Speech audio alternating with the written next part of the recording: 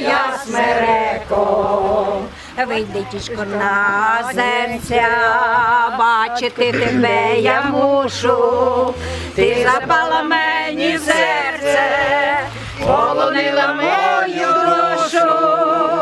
Ой, смереко, розкажи мені, смереко, чом ти так ростеш далеко, чарівна моя смереко. Ой, смереко, розкажи мені, смереко, чом ти так ростеш далеко, чарівна моя смереко. Що це смереко? Это дерево, зеленый жито. Дерево? Типа... Это дерево такое очень долго растет на Западной Украине в горах.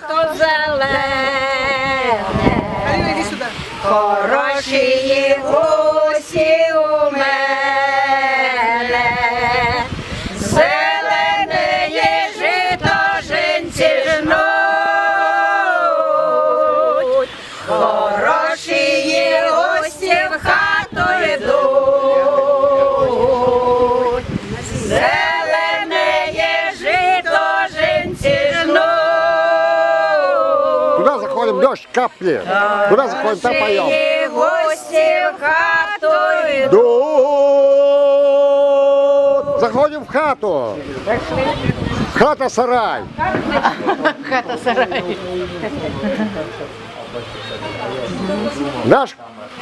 Нашу курну заходим. Наш курник. Курник наш. 12 часов. Во сколько начало?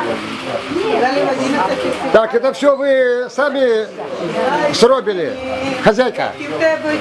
Все сами сробили? Все сама. Это дочь ваша или кто? Нет, это подружка. Подружка? Так, все нормально, да? Все. Все нормально.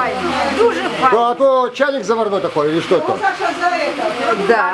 Це таке. Чай заваривать? Чемодан? Нет, вот это вот чайник заварной. А там Один час. А це колиска. то Подойник. Подойник. а то ляльку качать. Да, это да. А Ляльку качать. пеленать. Так, а эту ляльку носить вот здесь, туис? А тут висок для грибов. Грибов? Да, для грибов берут и грибы, и в лес идут очень удобно и не портится ничего. Понятно.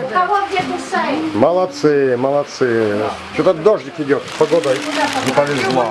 Наталья Васильевна, надо сюда приемную. Потом